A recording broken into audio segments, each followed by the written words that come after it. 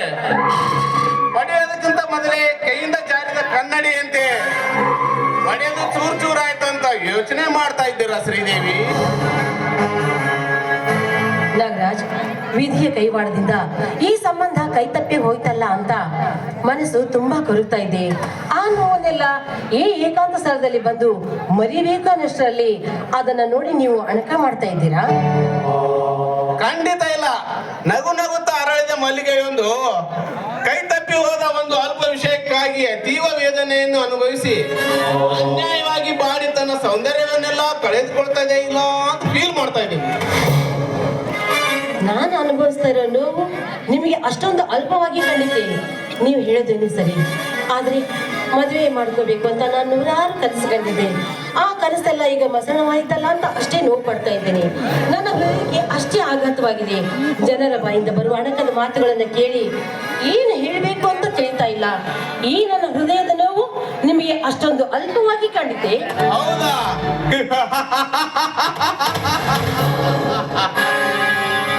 ನಾಗರಾಜ್, ನನ್ನ ಪರಿಸ್ಥಿತಿಯನ್ನು ನೋಡಿ ನೀವು ನಗ್ತಾ ಇದ್ದೀರಾ? ನಗದೆ ಇನ್ನೇನ್ ಮಾಡಿ ಶ್ರೀದೇವಿ, ಜನರ ಮಾತಿಗೆ ಕಿವಿ ಕೊಟ್ರೆ ಬದುಕುವುದೇ ಕಷ್ಟವಾಗುತ್ತೆ.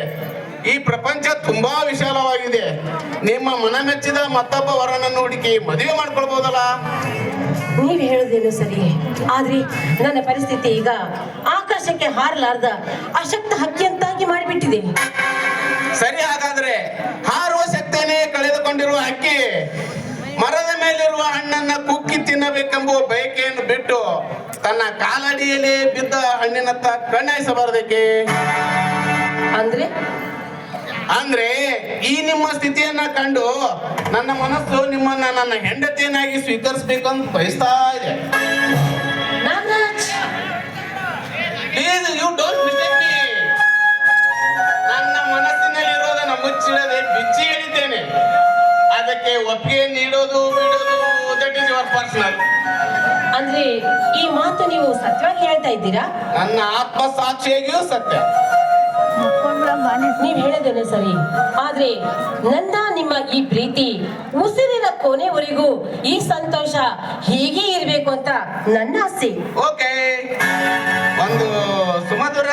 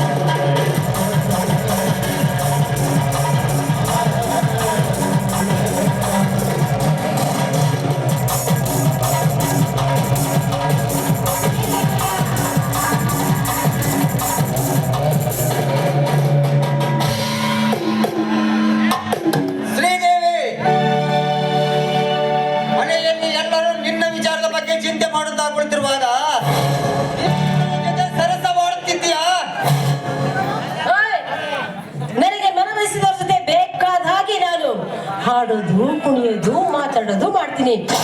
ನಿನ್ನಂತವರಿಗೆ ಭಯ ಪಡೋ ಅವಶ್ಯಕತೆ ನನಗಿಲ್ಲ. ಅಷ್ಟೊಂದು ಹೆಮ್ಮೆಯಿಂದ ಹೇಳುವ ನೀನು ನಾಳೆ ಒಂದಲ್ಲ ಒಂದು ದಿನ ಕಷ್ಟದ ಪರಿಸ್ಥಿತಿಯಲ್ಲಿ ಸಿಕ್ಕು ಒದ್ದಾಡುತ್ತಿರುವಾಗ ಕಂಡವರ ಎದುರಿನಲ್ಲಿ ನಿಂತು ಸೆರೆಗೊಡ್ಡಿ ಬೇಡಿಕೊಳ್ಳಬೇಕಾಗುತ್ತದೆ.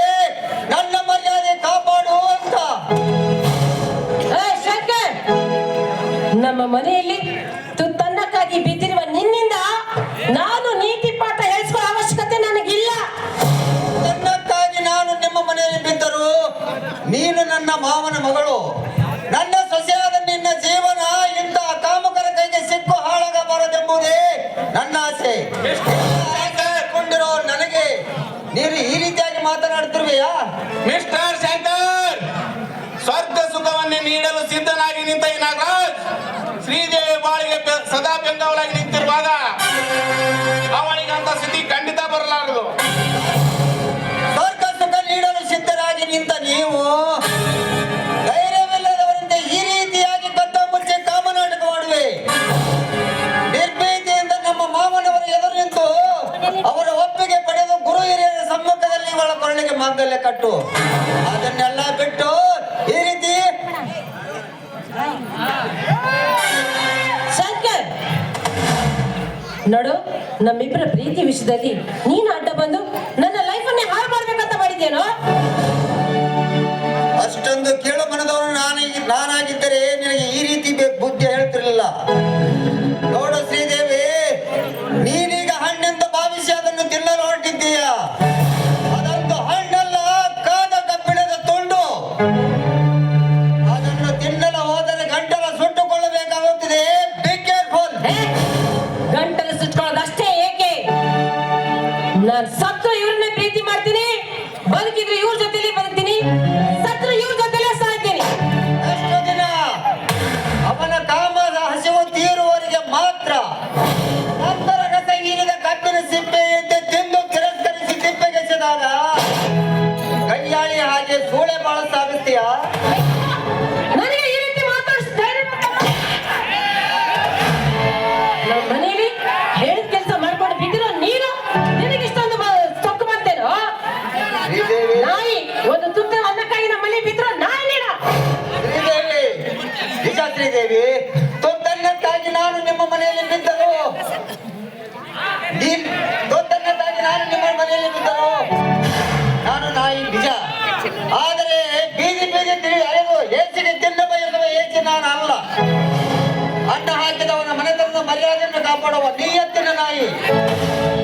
ಶ್ರೀದೇವಿ, ಈಗ ನೀನು ನನ್ನ ಕೆನ್ನೆಗೆ ಹೊಡೆದೆ, ಆದರೆ ಅದಕ್ಕೆ ಪ್ರತ್ಯೇಕ ನಾನು ನಿನ್ನ ಕೆನ್ನೆ ಇಡುವ ಶಕ್ತಿ ನನಗೂ ಇದೆ. ಆದರೆ ನಾನು ನಿನ್ನ ಕೆನ್ನೆಗೆ ಹೊಡೆಯುವುದಿಲ್ಲ. ಯಾಕೆ ಗೊತ್ತಾ? ನಿನ್ನ ಕೆನ್ನೆಗೆ ಹೊಡೆಯೋದು ಒಂದೇ, ಏಸಿಗೆ ಕೈಯಿಂದ ಮುಟ್ಟೋದು ಒಂದೇ. ನಿಮ್ಮವರಿಂದ ಈ ರೀತಿ ನನಗೆ ಅವಮಾನ ಆಗ್ತದೆ ನಾನು ಕನಸಿನಲ್ಲೂ ಭಾವಿಸಿರಲಿಲ್ಲ. ಸುಮ್ಮನೆ ಯಾಕಿದೆ, ನನ್ನನ್ನೇ ಕ್ಷಮಿಸಿ, ನಾನು ಬರ್ತೀನಿ. ನಿಲ್ಲಿ ನಾಗರಾಜ್, ಅವಮಾನ ನಿಮಗಾದ್ರೂ ಅಷ್ಟೇ, ನನಗಾದ್ರೂ ಅಷ್ಟೇ. ಏ ಶಂಕರ್, ಯಾಕೋ ಈ ರೀತಿ ಅಲ್ಲ ನನ್ನ ಜೀವನದಲ್ಲಿ ಬಂದು ನಮ್ಮಿಬ್ಬರ ಲೈಫ್ ಅನ್ನ ಹಾಳು ಮಾಡ್ಬೇಕು ಅಂತ ನೀನ್ ಈ ರೀತಿ ಮಾತಾಡ್ತಾ ಇದ್ಯಾ? ಏ ಇಲ್ಲಿ ಇಟ್ಕೊಬೇಡ, ನಾನು ಕಂಡದಲ್ಲಿ ಬೇಡ, ಹೊರಟೋಗೋ ಮೊದಲಿನಿಂದ ಆಯ್ತು. ಫಸ್ಟ್ ಎಷ್ಟು ಹೋಗ್ತೀನಿ ಶ್ರೀದೇವಿ, ಹೋಗ್ತೀನಿ. ಹೋಗೋಕ್ಕಿಂತ ಮುಂಚೆ ಒಂದು ಮಾತು ಹೇಳ್ತೀನಿ, ನೆನಪಿನಲ್ಲಿಟ್ಟುಕೋ. ನೀನೀಗ ಗಾಜಿನ ಚೂರನ್ನೇ ಮುತ್ತೆಂದು ಭಾವಿಸಿ ಅದಕ್ಕೆ ಮರಳಾಗಿದ್ದೀಯ. ಆದರೆ ಅತಿ ಬೇಗನೆ ಮರಳಾಗುವರು ಅತಿ ಬೇಗನೆ ಮೋಸ ಹೋಗುತ್ತಾರೆ. ಯಾಕೆ ಗೊತ್ತಾ? ಮುತ್ತು ಸಿಗುವುದು ತಿಪ್ಪೆಯಲ್ಲ, ಸಮುದ್ರದ ಚಿಪ್ಪಿನಲ್ಲಿ. ಬರ್ತೀನಿ. ಒಂದು ವೇಳೆ ನಮ್ಮಿಬ್ರ ವಿಷಯ ಯಾರ್ದಾದ್ರೂ ಮುಂದೆ ಬಾಯ್ ಬಿಟ್ಟಿದ್ಯಾ ಆದ್ರೆ ಕೆಟ್ಟು ಹೋದ ವಸ್ತುವಿನ ಬಗ್ಗೆ ತಲೆ ಕೆಟ್ಟು ಕಂಡವರ ಮುಂದೆ ಹೇಳುತ್ತಾ ತಿರುಗುವ ತಲೆ ತಿರುಕ ನಾನಲ್ಲ. ಅಂತೆ ಪೂಜ್ಯ ಮಹಾತ್ಮ ಗಾಂಧೀಜಿಯವರ ನುಡಿಮುತ್ತುಗಳ ಸಾರ್ಥಕತೆ ನೆರೆತು ಮೂರ ಮಂಗಗಳು ನನಗೆ ಸರಿಯಾಗಿ ಪಾಠ ಕಲಿಸಿದವು. ಈ ಪ್ರಪಂಚದಲ್ಲಿ ಕೆಟ್ಟದ್ದನ್ನ ನೋಡಬೇಡ, ಕೆಟ್ಟದ್ದನ್ನ ಕೇಳಬೇಡ, ಕೆಟ್ಟದ್ದನ್ನ ಆಡಬೇಡ ಅಂತ. ಅದನ್ನು ನಾನೀಗ ಖಂಡಿತ ಪಾಲಿಸ್ತೀನಿ. ಯಾಕೆಂದ್ರೆ ನೀನೀಗ ನನ್ನ ದೃಷ್ಟಿಯಲ್ಲಿ ಸಂಪೂರ್ಣ ಕೆಟ್ಟು ಹೋದ ವಸ್ತು. ನಿನ್ನನ್ನ ಆ ದೇವರೇ ಕಾಪಾಡಬೇಕು. ಗುಡ್ ಬಾಯ್.